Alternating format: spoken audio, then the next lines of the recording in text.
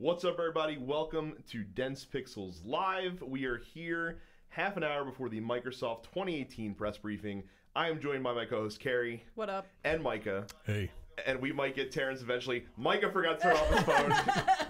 The perils of live streaming in play at work. Like I said, Terrence is coming from DC. We may be joined by him before the pre-show is over. At worst, we will have him for the post-show as well. So here we are. It's E3. It has already gotten started. EA was yesterday, Microsoft today, and then Bethesda, Sony, and all the rest.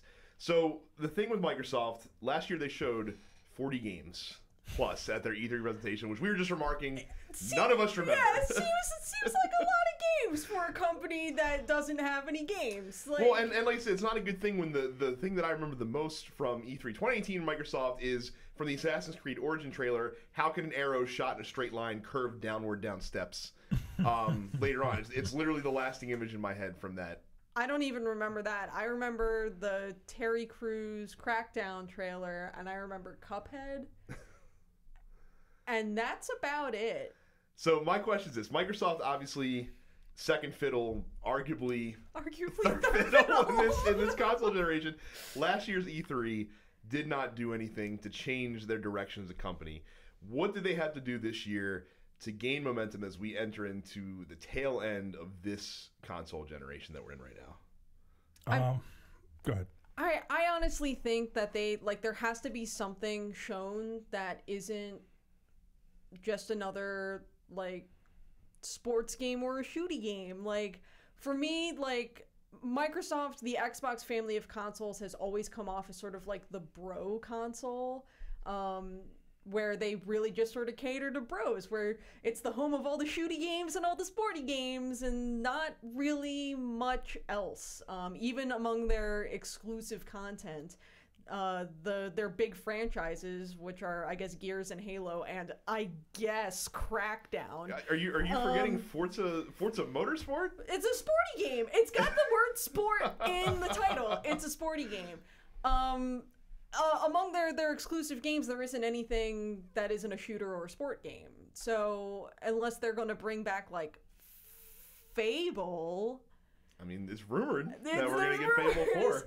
I know Micah's on the edge of his seat right now, imagining a new Fable game. I would love to see Microsoft do something that isn't just show off a bunch of bro games. Okay, Micah, what do you think?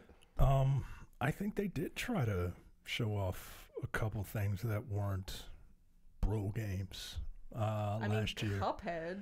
But it just didn't. For some reason, it just didn't resonate, or it didn't come out.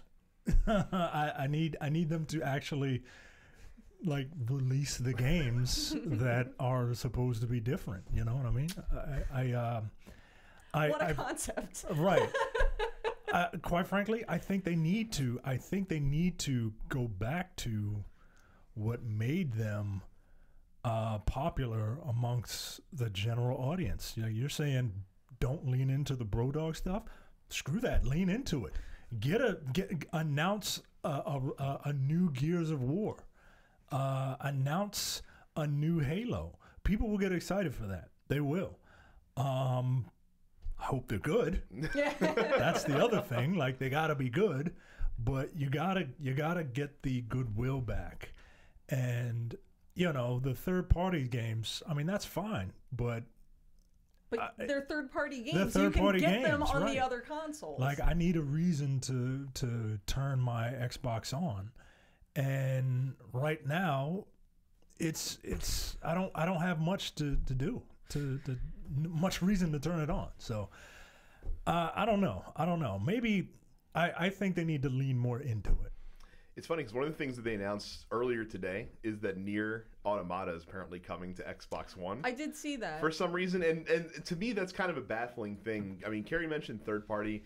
I think third party is certainly a way to call, favoritism, but anyone that really cared about Nier Automata has probably played Nier Automata. That's my thing. I was like, oh, neat, Nier, but I have a PS4. Right, that you can play that on as well. People who are interested in Japanese games, Japanese developed games, probably all have PS4s because those games don't get published on the Xbox. Well, it's funny because it's a weird place for them, because I actually disagree with Mike. I think leaning into their core established franchises is not going to do them any favors, because if you are a fan of Halo, if you're a fan of Gears of War, chances are you probably already own an Xbox One, and there's a good chance that it might be your primary console. And the tricky thing here is that unless they have a lot of stuff in the queue that they've been really quiet about for a really long time, I think that their first-party studios, first of all, they should get some, and then secondly, their first-party studios have to bring original IP to the table that doesn't suck. I mean, they've already tried it in the past with like ReCore and stuff like that, and I mean, I love Ratchet and Clank, for example. It's a fantastic Sony property. Ratchet and Clank ain't moving consoles. ReCore was never going to be a game that moves systems. I think they need to invest in AAA new IP that needs to be quality, that needs to spend some time in the queue. The problem is that doesn't help them in 2018 and perhaps 2019. No, I feel like well. that's something that would have helped them in 2015 and 2016. I think Microsoft very much seems like they are just trying to catch up at this point in whatever way that they can. And I think, new, exciting, diverse IP are sort of what they need to be investing the greatest amount of their time in. As you said, much as their established first-party franchises like Halo and Gears and whatnot have a strong fan base, deservedly so, because they're good games. No one at this point, if they were to announce Halo 6 or whatever, no one at this point is going to go out and buy an Xbox One just to play Halo 6. Because they already own one. They already have one. They probably own 3, most likely. They probably originally bought an S and then bought an Xbox One X now. And if you guys are watching, by the way, definitely hop into the chat here on YouTube. We will turn it over to you guys later on in the presentation to answer questions from you guys or to get your thoughts on what's going on with Microsoft during this press event. So, like I said, we talked about Microsoft is in kind of, I don't want to say dire straits, that's probably not the right term to use, but they're definitely lagging behind their competition in this console generation, undoubtedly. Do you guys expect to see anything like super drastic from them at this E3, like a console price drop or major additions to like the Xbox Live Gold service that really incentivizes the value in owning an Xbox One? I don't know how Xbox Game Pass works. How much is it? Do you know? It's $10 a month. $10 a month? Yeah. All right. I mean, they have to lean into services now, right? Because, like you said, they don't really have a lot of exclusive games coming out, so they have to lean into services, and I think that's what they will do. I think that they will give you more options to play, more different ways on how to play. But I don't know what they do. I don't foresee a price drop, at least not for the One X, Xbox One X. As a matter of fact, I don't see a price drop for the other systems either, because you want to push the Xbox One X, right? So I don't know what they're gonna do. Like this is the one press conference that I'm really like eager to see, because I have absolutely no idea where it's going to go. Like EA was what I thought it was. Would be the Dennis Green of exactly. Press conference. They are who they thought we were. Exactly. That's why I don't understand why anyone was like down about the EA. We'll talk about that more later this week. But I don't understand why anyone's like throwing shit at EA about the quality of their press coverage. I'm like, it's the same press event they've done for like the last 5 years, guys. Exactly. Like, where have you been? Right. Exactly. Where have you been? But I kind of have a feeling as to what Sony's gonna do. Nintendo, I have no idea what they're going to do, and I kind of have an idea of what Ubisoft and Bethesda are going to do. So this and Nintendo are the ones. I mean, they are wild cards. Yeah, for just me. big question marks. Yeah. I would say Microsoft is far more of a question mark than Nintendo, just because, like, at least with Nintendo, we know they're going to talk Smash Brothers at least. But with this, it's just like, Yeah. I have to interject. In our Facebook group, densepixels.com/fans, Amir posted a photo, a tweet from one of my favorite Twitter parody accounts, ex-CEO Kaz Hirai or Kaz Hirai CEO. 45 minutes before the PlayStation 4 third-party game preview event starts. Yeah, absolutely. That was Xbox and E3. So. That's the thing is, that's very much what Microsoft was last year. This year, as far as surprises, I don't think we're going to see any new hardware. I would think certainly hope. I think there's a chance that you might see a price drop on the S. Probably not a significant one, but one nonetheless. I mean, it'd be $50 probably if they did one. So. Yeah, I don't know. It's such a question mark because what I'm expecting is very much a third-party showcase as far as like, here's the cool stuff and maybe some like Xbox exclusive content for those games. We will definitely be seeing stuff from EA as far as Anthem. We will probably be seeing stuff from Ubisoft as far as the new Assassin's Creed. It's funny. Like we talk about, obviously, like this is a problem that we've talked about on the podcast a lot. But I think one thing that we've never, and I just thought about it while I was sitting here, Microsoft doesn't have an identity anymore. They don't.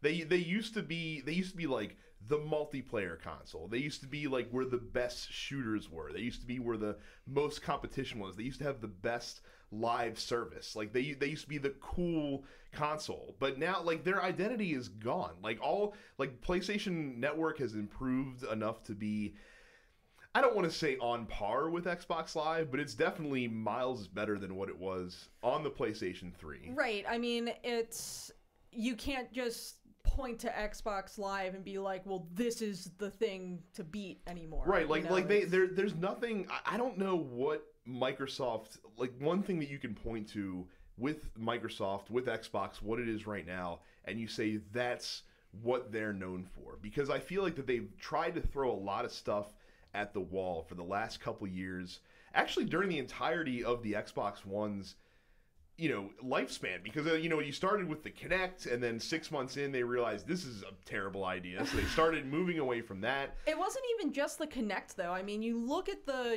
back at the E3 where they like announced the Xbox One formally and they did the unveiling, and they weren't really even talking about games. It was TV, live sports, this, that, and the other, like not enough about the games. And they were clearly still so focused on the like multimedia console aspect of it that they very much lost their way as far as the games are concerned. And now we're here, 5 years or however many years it's been since the launch of that system. Maybe it's been more than that. I don't know. I have no concept of time anymore. It's been 5 years. It's been 5 years since the 2013. Okay. God, I feel old now. So. But it's so interesting. A lot of people thought for a long time that like the Wii U was going to doom Nintendo's hardware division, and I think maybe it's not the Xbox One specifically that's going to doom the Microsoft hardware division, but they just sort of seem to be making very similar missteps to what Sega did in the 90s with like the Saturn and whatnot. So just someone who has studied a lot of this sort of like console gaming history, like it just like it very much, it feels familiar. So, I mean, Micah, what is Xbox to you? Because you still are someone who you very much sit in the center. Like you are a fan of both consoles for the most part. Xbox used to be where I played all my shooters. And I enjoyed Xbox Live as a service, but I don't live and die by that. Both services do what I need them to do. Let me play games with people if I need them to. I don't do all the extra crap, right? Now it is my Netflix machine, and not even since TVs now have Netflix on them. Right. So it's and I don't want to come off as like totally down on the company, but like the only reason I'm getting Tomb Raider on my Xbox is because I had the previous iterations on my Xbox, and some weird thing in my head just wants all of them on the same system, but it doesn't really matter. I basically I bought it out of pity, you know what I mean? And it sucks, man, because they don't have an identity anymore, and that is their identity. So I don't know, man. I don't know. I literally don't know. Yeah. So let's talk about a couple things that we might see then at this event this year. We talked about Halo 6. If you look at the timetable, it's due for another Halo game. The last one did come out in 2015, but they've also not announced anything about one yet, and typically they would have at least teased one by this point. So do you think we'll see Halo 6 at this event? And if we do you guys think it's coming out this year? I'll go out on a limb and say, yeah, Halo 6 is coming, and it is coming out this year. Okay. I think... What do you think, Micah? I think a Halo game is coming out. You don't think it's going to be Halo 6? No. Interesting. I think it'll be a game in the Halo brand, but not necessarily Halo 6. You think we're going to get like a remaster? Or God, like, I hope a not. Halo Reach, maybe. Or something of that ilk. Maybe something of that ilk, like a Halo side story, a soft reboot of the franchise. Didn't we get like Halo Wars 2? We did. I mean, that's More so recently. completely far away Right. from the core franchise, though. But it is still within like the brand. It is. So, like, It's still a Halo game for sure. But I mean, but it's not a shooty game. it's not. It does not. It's not a pew pew Halo shooter. That is for sure. Fable 4 is an interesting one. I swear to God, yeah. Dude, would you buy Halo 4? If it Fable 4? really, that's what I meant Yeah. to say is Fable 4. Yeah. Exactly. See, you don't even want to even your brain can't Fable even 4 entertain featuring the Master idea. Chief, where Master Chief takes over a kingdom and becomes. I just can't do it, man. I bought the first 3 Fables, and I find Peter Molyneux incredibly pretentious, and those games. He is. I find those games to be just complete letdowns. They are poor versions of third-person adventure games, and I don't understand the love for that franchise. I just don't. And if that's their big thing, God help them, man. I mean, truly, if like the Dragon Age games are Coca-Cola, the Fable games are like RC Cola, Like Diet RC. Diet RC. You know what I mean? I mean, like I said, I'm on record by saying I think Fable is the most overrated franchise in the history of video games. It is, even man. more so than Sonic the Hedgehog. So I'm with you there. So I played the first Fable, keeping in mind that I am much younger than you two. Mm-hmm. So I played it on PC, and I really liked it. Mm-hmm. I played a little bit of the second one, and I was like, this sucks, and I never played the third one. Yeah, you did yourself a favor. I would be interested in a new Fable game if Peter Molyneux is not involved in it whatsoever. I don't think he would be at this point. Honestly. No, I don't think he would be. Yeah. But everything about Fable, I just am over. I'm over the art style. I'm over the weird, like gimmicky gameplay mechanics. I'm over the gimmicky story elements. Like in Fable 3, you ascend to be a king, and then normally that's where the story ends. But now you get to be the king. You know why the story ended at you becoming king? Because being king sucks. And I don't want to have to worry about the economic welfare of my kingdom. Right? Yeah. That's fair. boring. I mean, the things that I liked about the original Fable were, how your actions influence how people treat you, and the reputation system and the karma, whatever you want to call it. And I think you can take that sort of system and like put it in a game that's actually worth playing. I hope so. Maybe it shouldn't be a Fable game. Maybe they should just get away from that universe and make something that is a spiritual successor to Fable, but is different setting. You Different. call it moral. It's called Short Story. Just Right. that'll be the name of the game. So if we go in the chat, you guys. So Amir says he wants to get a new Splinter Cell reveal at the Microsoft conference. I think if they're going to reveal a Splinter Cell game, that would make sense. That's a traditional partner for them. But don't you think it would make more sense for Ubisoft to be like, that's their big gun? No, I think you can reveal it at the Microsoft conference and then expand on that reveal at the Ubisoft event on Monday. Yeah. I think that's a smart way to go about it if you're going to do a new Splinter Cell. And I was listening to Kind of Funny Gamescast, I think, and Greg Miller actually laid out like an amazing potential for this, where like you see like it's you see like a typical like Splinter Cell trailer, you see like the 3 green dots, and then all of a sudden mask comes off. It's not Sam Fisher. It's a black protagonist that's the new Sam Fisher. And Sam Fisher's like the Bruce Wayne in Batman Beyond, like kind of being his overseer. That sounds cool as shit. It does sound Dude, cool. I'm on board for that. Honestly, it's too cool to happen. It's such an obvious idea that you know it's never going to happen. Right. But I think that it would make sense to see if they reveal that at this event as well. D-Men's 84 says $400 Xbox One X and Wow. Forza Horizon 4. I mean, Forza Horizon is a given. I mean, Right. no sense in even worrying about that. Man, $100 price cut on the Xbox One X would be. I think that would be a white flag almost if they were to drop it that drastically. I think it would be a white flag, but I think that's something they would where it's them basically going like, okay, like we're gonna do whatever we can to sell some hardware and compete with Sony now. So like we're cutting the price by this much. Please buy our things, please. I mean, that would be it'd be a hell of a gamble. Yeah. If they did it, that would be quite something.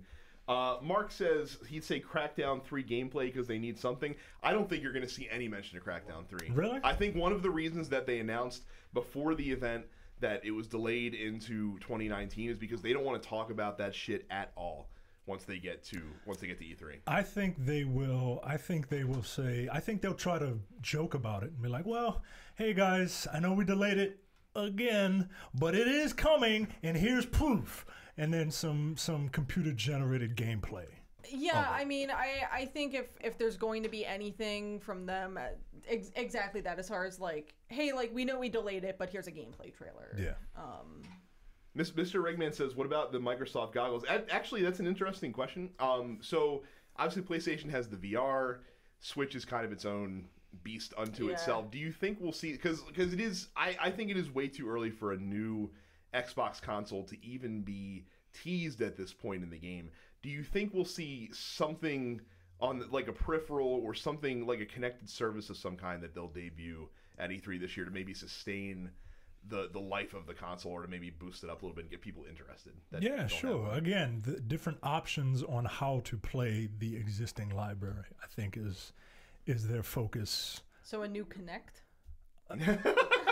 I mean, yeah, like a new hardware gamble. Like, that's what, you know, that's what that was a different way to play your games. It was motion controls and waving your arms. Yeah, at the screen, I think they're gonna tout their handy capable joystick and say, hey, I wanted to bring that up. Yeah, we introduced a new way to play. Here's another new way to play. Here's another new way to play. I think we're actually going to see a lot of the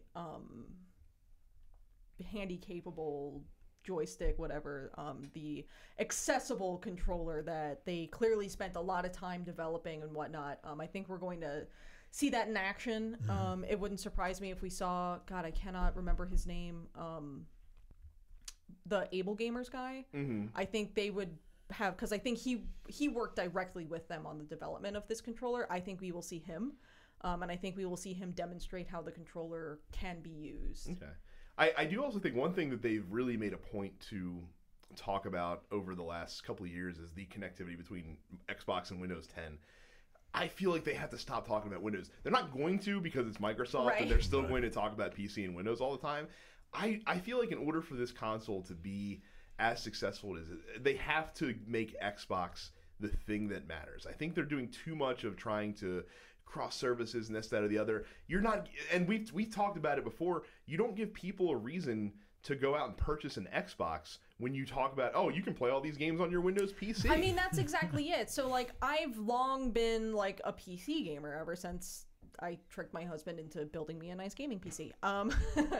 But I look at the Xbox and I look at their games lineup and I'm like, none of these alleged exclusive games are making me want to buy an Xbox One because I can get 85% of these exclusive games on my PC.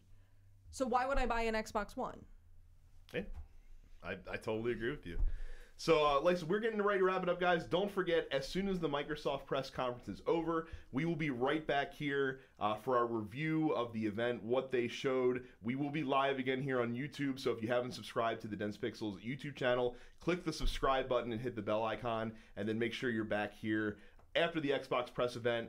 Be in the chat with us, hang out with us, and we'll talk about how Xbox did over the course of this E3 presentation. We'll have Terrence with us as well, because he is in studio right now, but got here, huh? He says he doesn't want to be here. Yeah. Xbox hater, noted Xbox hater, Terrence. So before we wrap it up, guys, because like I said, it is almost 4 o'clock, almost time for Microsoft to go live with the press briefing. Give me one stone cold lock that you think we'll see at this press briefing. I think you will see. I think you will see Crackdown footage. I think you have to at this point. Okay. I want to say new Fable. Wow, it's a bold prediction. Yeah, extremely bold. No, that and would it be more bold to say Halo 6? A little bit more bold. Okay. A little bit. You're not saying Forza Horizon 4. I think that would No. be the most lukewarm prediction Right. of all time. I think you will see a new IP that's either from a first-party studio or partnered with a notable third-party studio that will be an Xbox exclusive that will get people talking. I think they will show one game. Whether it comes out, by 2019 is a different story altogether. Or whether it comes out, period. Or at all. But I do think you will see. Scalebound. Yes. Well, I mean, I don't know if I'd call that like a huge. They touted it as such. That doesn't mean that it is. I mean, I respect Platinum Games as much as the next guy, but Platinum Games ain't exactly moving 5 million units on anything that they've sold. I'm just saying. No thanks to Microsoft. Well, no, certainly not by that stretch of the imagination as well. But yeah, that is. So yeah, I think you will see a new first party IP that's from Microsoft that hopefully gives people has some buzz and gives people a reason to be excited about getting an Xbox. But we'll see. Like I said, we'll see what happens. So like I said, that is going to be it for us, guys. Thank you very much for tuning in. Again, make sure you come back to the Dense Pixels YouTube channel. Join us live when we review this press briefing event that Microsoft is doing. We're getting ready to watch it now as well. And we will have our thoughts as soon as it's over. Till then, see ya. See ya.